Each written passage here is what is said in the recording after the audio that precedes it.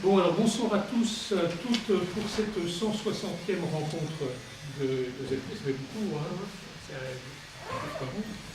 Sur ce soir les questions de santé scolaire en éducation prioritaire, où nous avons le plaisir d'avoir la participation de Françoise Bénédicte, qui était ancienne conseillère technique auprès du recteur de Créteil. Et la rectrice, c'est une femme. Voilà, et la rectrice d'ailleurs, Berthe là. Oui. Et puis de sa remplaçante. Allez, à vous. Alors, Michel Lorenzi, infirmière conseillère technique auprès de la rectrice sur l'Académie de Créteil. Et auparavant, j'étais infirmière dans un établissement qui me sensible, j'ai travaillé en REP et REP+, également. Voilà, et donc Françoise Bénédicte, toute jeune retraitée depuis le mois de septembre, qui a travaillé comme 20 ans comme conseillère technique des différents recteurs et rectrices de l'Académie de Créteil. Parce qu'on en a vu, j'en ai vu passer 7 quand même, hein, sur toute ma carrière. Et qui nous a semblé que ça faisait un certain temps qu'on n'avait pas abordé les questions de santé scolaire. Quand on dit santé scolaire, d'ailleurs du côté des élèves, peut-être aussi du côté des personnels, parce que moi qui suis un jeune dans cette assemblée, quand je suis rentré dans l'éducation nationale, j'ai eu des visites de santé scolaire, notamment personnelle, et puis au fil des années, tout ça a disparu. Je devais traverser donc les événements très tranquillement. Et que, bien sûr, ces questions de santé elles sont abordées dans les comités de santé, comité d'environnement social, comité de santé, etc. Mais sans doute pas assez valorisées médiatiquement, et alors qu'elles ont beaucoup d'importance pour la vie des jeunes, en rapport avec les familles, le travail de liaison avec les associations, les autres interventions, les autres services de l'État, les collectivités, et qu'il est bon qu'il y ait un coup de projecteur sur cette question. Donc je vous laisse la parole pour le temps que vous voulez, comme vous voulez vous organiser. Oui. Je souhaite que vous puissiez développer votre intervention, et puis après, s'il y a des questions, des précisions, on interviendra dans un deuxième temps. D'accord. Encore merci d'être là et de prendre le temps. Merci à vous d'avoir pris ce temps. On va alors peut-être, c'est vous qui verrez, je vais vous présenter effectivement ce qu'est la santé dans les zones d'éducation prioritaire, puis peut-être à l'éducation nationale en règle générale. Soit vous, après chaque diapo, enfin je ne les présente pas, mais bon, vous m'interrogerez, vous nous interrogerez. Soit je vous présente le tout, et puis vous voyez, c'est comme, voilà, on est libre d'échanger comme on le souhaite. Voilà. Alors, la santé dans l'éducation prioritaire, c'est quand même un vaste sujet et on ne pouvait pas l'aborder sans évoquer les textes fondateurs, qui sont la loi d'orientation du 8 juillet 2013, la loi d'orientation et de programmation pour l'école de la République, la circulaire du 4 juin 2014 qui est relative à la refonte de l'éducation prioritaire, la circulaire du 10 novembre 2015 qui est relative aux missions des infirmières, des médecins, et la circulaire du 20 juin 2016 qui est relative à la mise en place des parcours et notamment le parcours citoyen, et la circulaire du 10 août 2016 qui est relative à l'organisation des comités d'éducation santé-citoyenneté. En voyant bien que santé-citoyenneté, déjà, ça amorce quelque chose de beaucoup plus large que la santé. Parce que pour tout vous dire, la santé n'appartient pas au seul personnel de santé, et on va le voir dans le développement que je vais vous faire ici. Alors, l'ensemble de ces textes a un point commun. C'est de dépister le plus précocement possible. Donc, repérage, dépistage, diagnostic et bien sûr prise en charge des anomalies qui peuvent entraver une scolarité de l'enfant. Pourquoi? Parce que si un enfant commence sa scolarité sans entendre, sans voir, en ayant vraiment des problèmes autour dans sa vie, etc., il est quand même mal parti. Et la carte de l'éducation prioritaire, elle est dessinée dans les académies en fonction des catégories socio-professionnelles. Je vais laisser ma collègue compléter, parce que tout à l'heure tu m'as dit quelque chose que moi j'avais pas évoqué. Oui, alors donc, on tient compte des catégories socio-professionnelles, du taux d'élèves boursiers, du taux d'élèves avec un an de retard à l'entrée en 6e, et il y a un quatrième indicateur qui est les élèves, qui sont les élèves issus des zones urbaines sensibles. Ce sont les 4 indicateurs qui vont permettre de mettre en place les REP+. Alors, comme vous voyez, donc c'est fortement corrélé à la réussite scolaire et de travailler sur les catégories socio-professionnelles défavorisées, c'est aussi, et je vous en parlerai un tout petit peu plus tard, c'est de travailler sur les compétences psychosociales. C'est peut-être quelque chose dont vous avez entendu parler, je vais l'évoquer dans quelques instants. Alors, dans ces parcours, on va parler du parcours de santé de l'élève. Donc il y a le repérage, et là c'est très important, c'est que tout membre de la communauté éducative est concerné.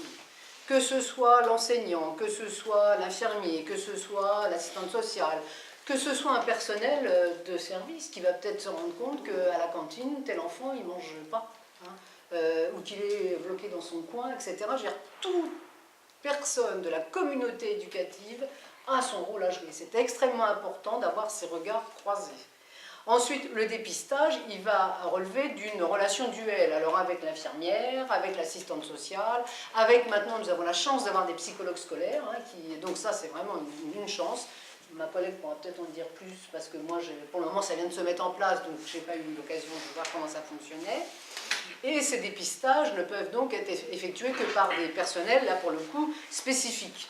Là, on est sur vraiment le dépistage. Et puis ensuite, on a le diagnostic qui est fait par le médecin. Alors, les textes d'émission des médecins disent que ça peut être fait, la visite médicale de 6e, de l'entrée en 6e, pardon, non, de l'entrée dans la 6e année, je m'excuse, doit être fait obligatoirement, alors par un médecin de l'éducation nationale, mais malheureusement, nous sommes très pauvres. Sur l'Académie de Créteil, il nous manque 66 médecins, alors que les postes existent. Ou par un médecin traitant. Alors là, moi, je mets un petit bémol, parce que le médecin traitant, par exemple, faire un dépistage des troubles du langage, il ne sait pas faire. Donc si on a ce genre de problème, on a quand même une grosse difficulté par rapport à ça. Et ensuite, il faut aussi de faire une différence entre la difficulté et les troubles. C'est-à-dire qu'il ne faut pas non plus tout médicaliser. Il y a des fois, ça relève d'une remédiation pédagogique, etc. Mais des fois, ça relève d'un vrai trouble qu'il faut prendre en charge. Et les infirmières dans ce domaine peuvent aussi effectuer certains diagnostics et prendre en charge, par exemple, une infirmière à l'Éducation nationale, elle délivre la contraception d'urgence et elle peut renouveler une contraception orale qui a été prescrite en première intention par un médecin. Elle peut renouveler jusqu'à 6 mois. Mais nous avons mis en place toute une formation des collègues pour qu'elles puissent effectivement faire ça dans de bonnes conditions, en sachant qu'on leur a fait un tableau d'aide à la prise de décision, etc. Là, on en parlera plus avant. Alors, cette démarche est celle validée, quelle que soit la difficulté repérée, difficulté d'apprentissage, de comportement, de problèmes de sexualité, de conduite addictive, à risque, etc. Et ça permet d'éviter un surembouteillage des structures de santé qui sont déjà largement surchargées. Hein, et ça nous permet de focaliser sur les situations qui sont les plus urgentes. Et on sait parfois, par exemple, que la psychiatrie va mal en France et qu'il y a un embouteillage terrible quand on veut envoyer un enfant dans un CMP, un CMPP, etc. Alors, la prise en charge, l'éducation nationale va pourvoir à cette prise en charge en lien avec nos partenaires. Par exemple, pour la contraception, on travaille beaucoup avec les ARS, avec les PMI, avec d'ailleurs, il est mis en place aussi sur l'Académie de Créteil quelque chose avec un collectif de gynécologues qui propose de former tous les élèves de seconde à ce qu'est la contraception, etc. Alors, je pense que dans vos questions, vous allez peut-être, on verra ça tout à l'heure, vous allez peut-être me dire, mais on fait plein de choses sur la contraception, mais il y a encore quand même des grossesses. Mais il ne suffit pas de savoir pour faire. On sait bien pourquoi un médecin, un pneumologue ou un cancérologue ou un cardiologue fume alors qu'il sait très bien quels sont les... Voilà. C'est là qu'on va travailler sur les compétences psychosociales, c'est extrêmement important. Et les infirmiers, alors on va également travailler sur, on va compléter les prises en charge parce qu'on appelle les projets d'accueil individualisé, les projets personnels de scolarisation, le projet PAP, là, le PAP, qui d'ailleurs là n'est pas du tout projet d'accompagnement personnalisé, qui relève pas justement de l'infirmière, mais qui est quelque chose d'une remédiation pédagogique, parce qu'il ne faut pas toujours voir du médical dans ces problèmes-là. Il faut que chacun prenne sa part de travail. Alors, le parcours éducatif, alors il y a des parcours, on en a parlé, Le parcours éducatif de santé, ça c'est vraiment une circulaire extrêmement intéressante. Elle commence à se mettre en place. On sait que ça a quelques difficultés d'application sur le terrain, mais l'intérêt de ce parcours, c'est que, ce que je disais tout à l'heure, tout le monde est concerné. Les parents, les élèves, les familles, etc. On va travailler tous ensemble et on va essayer de croiser nos indicateurs pour essayer de trouver la meilleure réponse possible. Ce parcours éducatif de santé, puis ce parcours citoyen aussi, il insiste sur le développement de l'élève tout au long de son parcours de santé, c'est-à-dire qu'on va essayer de son parcours de scolarité, pardon, parce qu'on va essayer de développer son autonomie et de renforcer sa capacité à faire des choix responsables en toute connaissance de cause. Ça nécessite donc un travail partenarial avec les familles, les collectivités territoriales, comme vous le disiez, les instances sanitaires, la Direction générale de la santé, les ARS, les agences nationales de santé publique. On est vraiment en lien avec tous ces partenaires. Il y a aussi la participation à la vie commune dans un établissement. On peut travailler sur le climat scolaire, on peut travailler sur le harcèlement, on peut travailler sur plein de choses ensemble. Et puis, la préparation de son engagement citoyen. Par exemple, là, je laisse peut-être la parole 2 minutes à ma collègue sur le secourisme, par exemple. Oui, le secourisme, de toute façon, il y a des circulaires sur lesquelles on précise que tout élève qui quitte le collège en 3e devrait avoir l'attestation de formation aux gestes de premier secours ou son PSC1. Donc ça, c'est un acte, ça rentre dans le cadre du parcours citoyen. Tout à fait. Voilà. Alors, c'est pas encore complètement... bon, ça s'améliore, on essaye d'améliorer nos chiffres chaque année, d'en former de plus en plus, mais on n'est pas encore à 100% des élèves de 3e qui sortent avec ces diplômes et ces attestations. Alors, à ces parcours s'ajoute ce qu'on appelle le parcours à venir, sur l'orientation, et puis les parcours artistiques et culturels. Et ces parcours, ils sont tous liés les uns les autres. C'est pas un millefeuille, c'est-à-dire qu'il faut que chacun trouve... Pourquoi? Parce que à travers une action de promotion de la santé, un prof d'art plastique va pouvoir faire des affiches, un prof de maths va pouvoir travailler sur des pourcentages, etc., etc. Donc tout ça, c'est complètement en lien. L'enfant, c'est pas une tranche de saucisson, c'est vraiment un tout. C'est ça qu'il faut vraiment avoir en tête. Alors, je vais faire quelque chose sur les CPS. C'est ce que je vous disais, sur les compétences psychosociales. Alors, je ne sais pas si vous en avez entendu parler. Peut-être que oui, quand même, parce que c'est le grand truc à la mode en ce moment. Alors, je ne vais pas trop m'apesantir là-dessus, mais elles sont au nombre de 10 et elles sont couplées. C'est-à-dire que, par exemple, on a savoir résoudre des problèmes, savoir prendre des décisions, avoir une pensée créatrice, avoir une pensée critique, savoir gérer son stress, savoir gérer ses émotions, savoir communiquer efficacement, être habile dans les communications interpersonnelles, avoir conscience de soi, avoir de l'empathie pour les autres. Quand on travaille là-dessus, quelle que soit la thématique abordée, quel que ce soit même le prof de maths, etc., quand on donne confiance à l'élève, quand on lui donne les possibilités de se reprendre, d'avoir confiance en lui, etc., etc., on améliore son parcours. Alors, sur ces compétences psychosociales, je vous disais, il ne suffit pas d'avoir des informations pour faire des choix efficaces sur sa propre santé. Une compétence ne s'acquiert qu'en la pratiquant. Sinon, elle reste du domaine de l'intention. Et tous ces textes que je vous disais sont encore plus prégnants pour l'éducation prioritaire. Ce que je vous disais, c'est qu'ils impliquent l'ensemble des personnes et de la communauté. Alors moi, j'ai envie de faire un tout petit arrêt là maintenant. Et puis on va faire un petit exercice très rapide et je vais demander à ma collègue d'avoir la gentillesse de prendre en note ou de mettre en place ce que vous allez dire. Moi je vais juste vous demander pour vous, à chacun comme ça, 2-3 mots. Pour vous la santé c'est quoi? Bien-être. Alors, hop, on est sur le bien-être. Allez-y, ça... Bien dans sa peau. Bien dans sa peau. Et dans son environnement. Accès aux soins. Accès aux soins. J'ai un souvenir de passage aux urgences. Deux, passage aux urgences. urgences. Oui.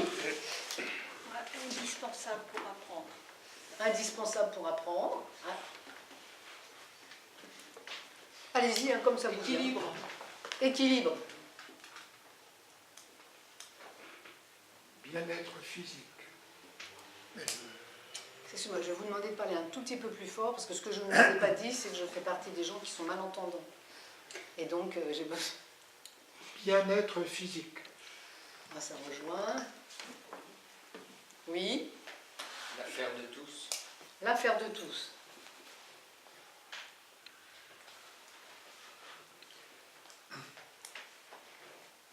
Le corps. Oui, corps. J'adore faire cet exercice. Et quels que soient les gens qu'on a autour de soi, on a tous une représentation de la santé. Hein. D'autres idées? Le lien, enfin l'unité, Unité? l'unité de l'individu. Oui. L'individu construit comme une unité. Encore deux ou trois. Comme ça vous vient. Hein. C'est comme vous le sentez, il n'y a aucun jugement de valeur sur. C'est vraiment sa représentation. C'est quoi la santé pour chacun d'entre nous, quoi. On a tous notre. Il n'y a pas à dire c'est ça, c'est pas ça, c'est bien ou c'est mal. Hein. Il y a une démarche holistique, globale.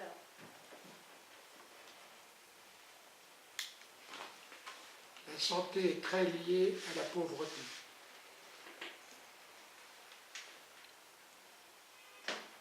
C'est pas un mot, mais jusqu'à quel point sommes-nous responsables de notre santé? Co-responsabilité. J'ajouterais prévention aussi.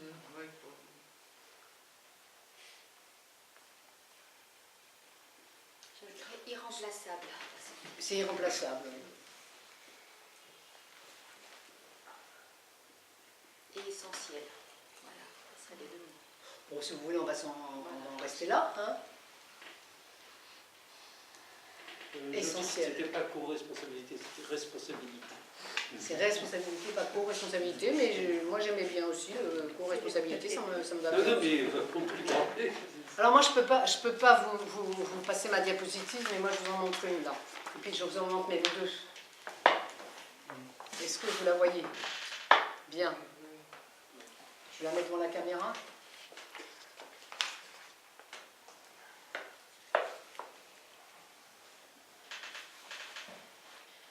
Qu'est-ce que...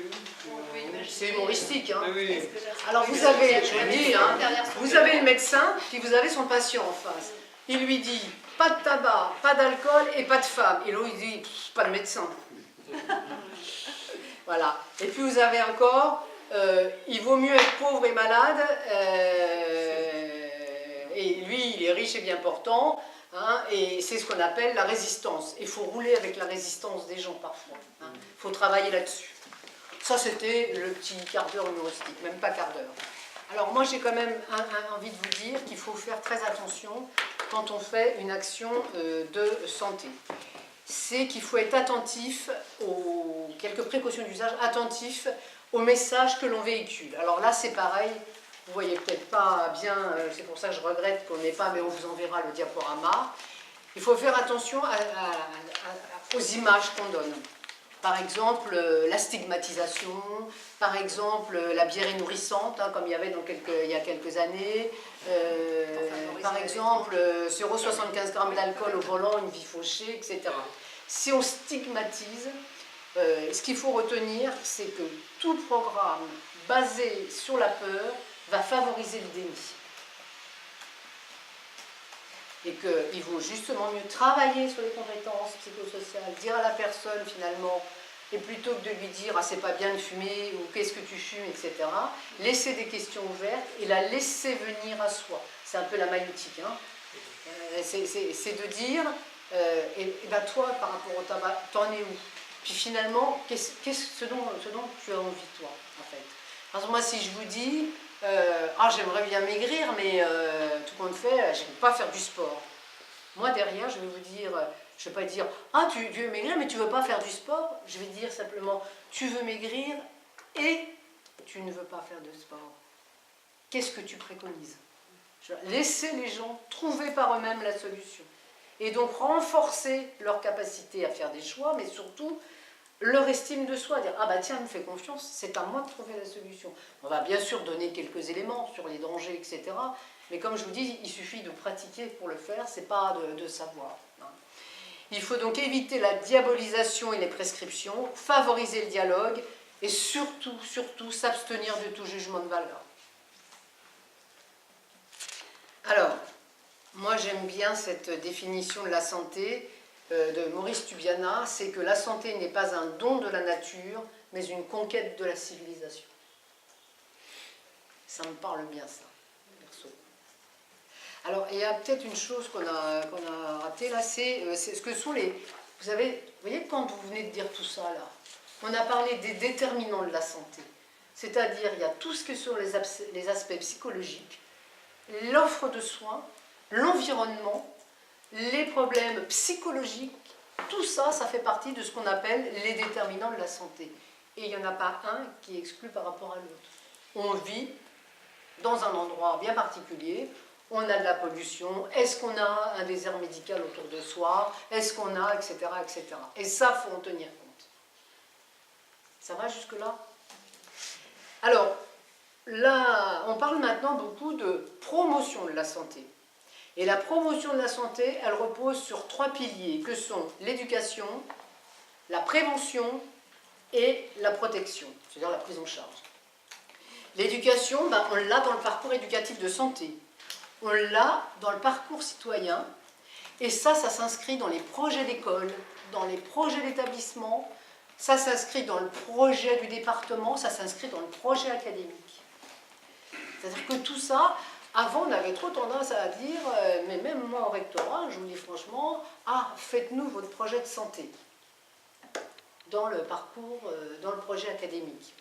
Puis un jour, on a eu quelqu'un que je salue ici, que j'ai eu comme recteur pendant 3 ans, qui est notre ministre de l'Éducation nationale, M. Blanquer, et qui nous a dit, eh bien, moi, je ne vous demande pas de faire une bulle à l'intérieur du projet académique, mais d'intégrer votre projet dans le projet académique. Et à travers tous les axes du projet académique, on a décliné où se trouvait la santé, au sens large du terme, c'est-à-dire pas une absence de maladie, puisque si on prend la définition de l'OMS, la santé est un état de parfait bien-être mental, social, etc. Le parfait bien-être, on tend vers, mais on ne l'a pas forcément. Chacun d'entre nous, à un moment de son parcours, peut avoir une difficulté psychologique, un deuil, etc., etc. Donc le parfait état, on tend vers, mais ça ne veut pas dire qu'on l'a. C'est pour ça que j'aime bien celle de Maurice Tubiana. Et alors là, le CESC, le Comité d'éducation à la santé et citoyenneté, qui malheureusement n'est pas encore assez mis en application dans les établissements scolaires, c'est une instance fédérative qui évite tous ces projets qui sont en millefeuille comme ça. Ça permet de coordonner l'ensemble. C'est le chef d'établissement qu'on est le président, mais qui peut déléguer à un moment donné sur certains axes de son projet telle ou telle personne pour mener à bien tel projet ou tel autre. Et là, ce qui est très important, c'est de partir d'indicateurs croisés. Il y a les indicateurs de la vie scolaire, l'absentéisme, l'indicateur du prof principal, il participe pas. L'indicateur des passages à l'infirmerie, celui-là, tel jour, le mardi à 10h, il a cours de maths, comme par hasard, il est à l'infirmerie ce jour-là. L'élève qu'on voit sans arrêt, à 11h, on a je ne sais combien d'élèves qui ont une hypoglycémie parce qu'ils ne déjeunent pas le matin, etc. S'ils ne déjeunent pas le matin, c'est peut-être que derrière, il faut aller voir avec l'assistante sociale, que derrière, la famille n'a peut-être pas les moyens non plus. Mais on peut aussi remédier en proposant des actions dans l'établissement, etc. Donc vraiment, ce n'est pas chacun dans son coin, c'est tous ensemble. La prévention, c'est ce que je vous ai décliné dans le repérage et le dépistage. Et puis la protection, c'est la prise en charge précoce de toutes les anomalies, la maltraitance, les violences, etc. Beaucoup, par exemple, en Seine-Saint-Denis, de mariages forcés, d'excision. Ces dernières années, on a vraiment augmenté les signalements en direction de la protection de l'enfance et de problèmes de maltraitance, etc. Enfin, je parle que pour la Seine-Saint-Denis, les autres académies, je ne les connais pas. Donc, c'est travail en réseau partenarial avec les réseaux de soins, l'ASE, le procureur de la République, etc., etc. Comme vous le disiez vraiment au début, c'est très important d'avoir ce lien avec nos partenaires extérieurs. Alors, il y a une triade indispensable, là aussi, quand on fait de la promotion de la santé, mais je peux peut-être vous le faire là, en gros, c'est que vous avez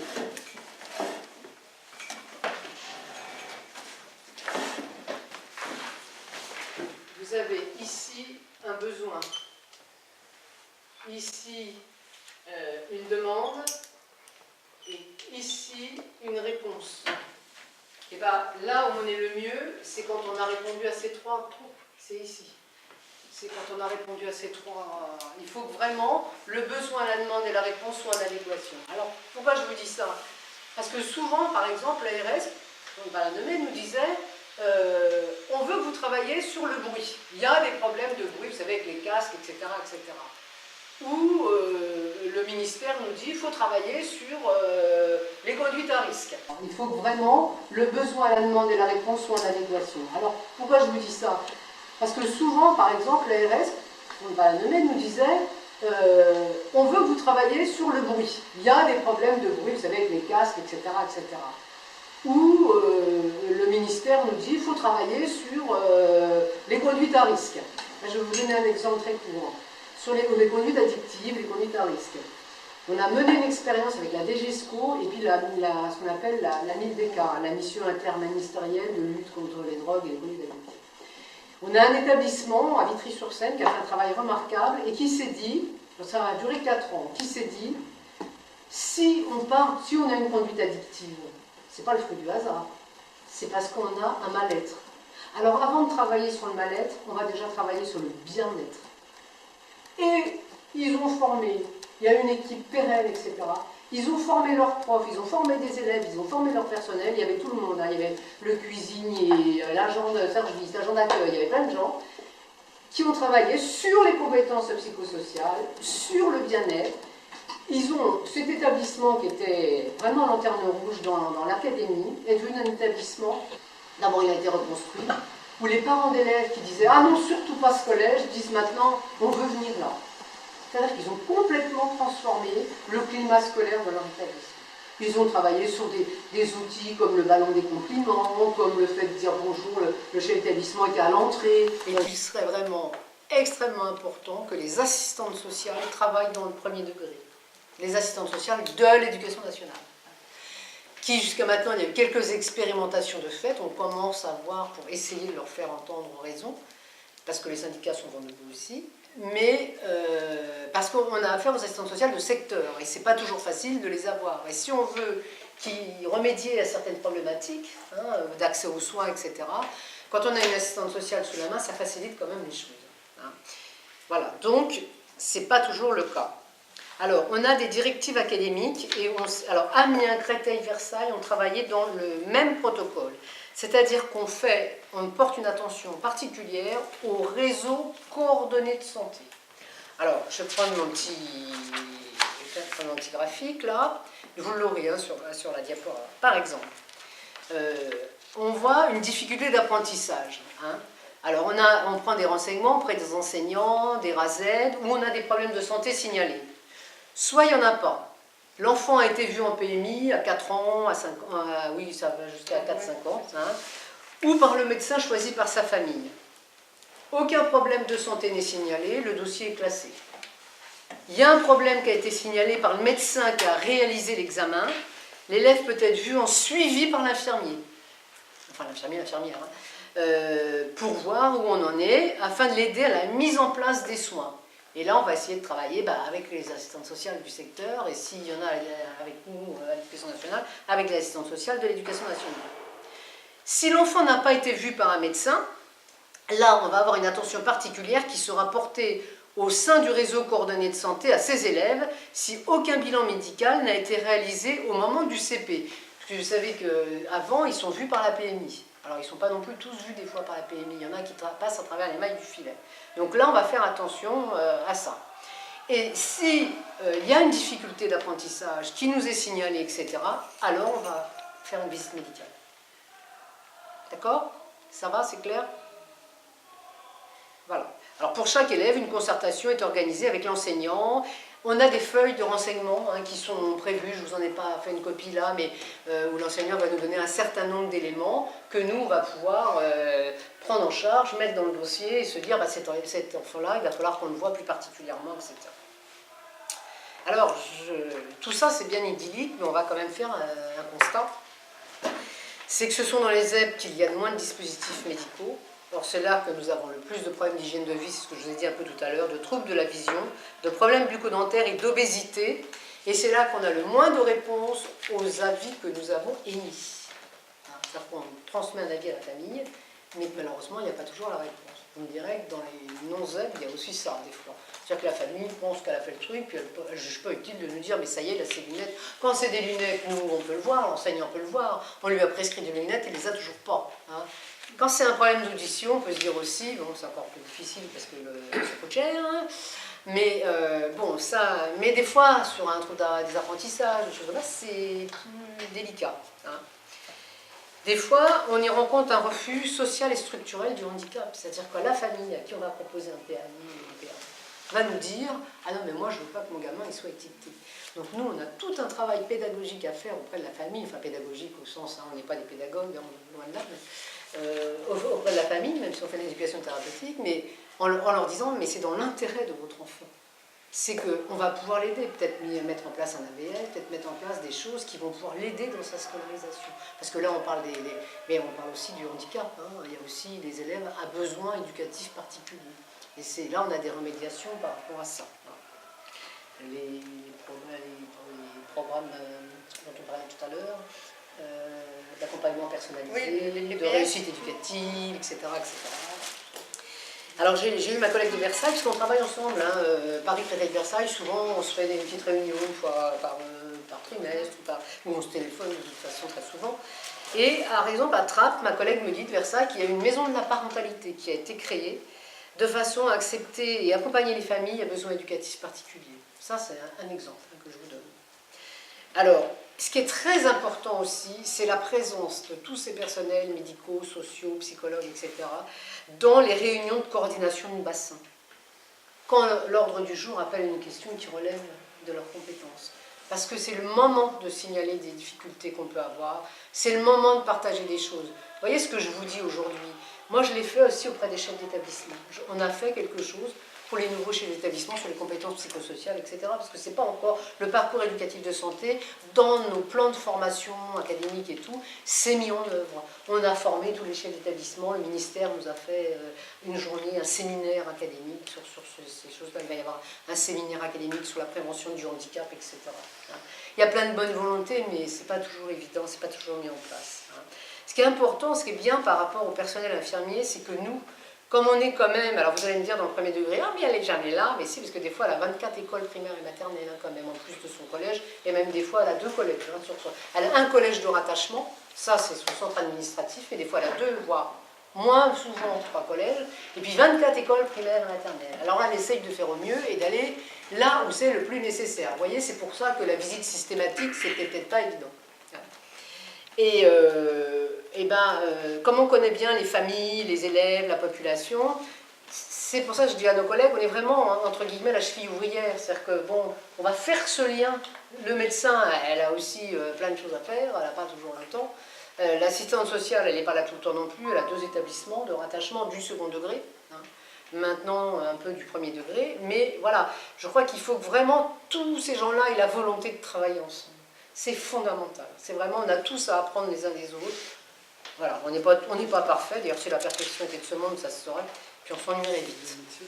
Alors, dans les actions d'éducation à la santé, on retrouve prioritairement, alors je parle du premier degré là, on retrouve prioritairement l'hygiène de vie, avec une part importante liée à l'hygiène alimentaire, à la prévention des troubles bucco-dentaires et du sommeil.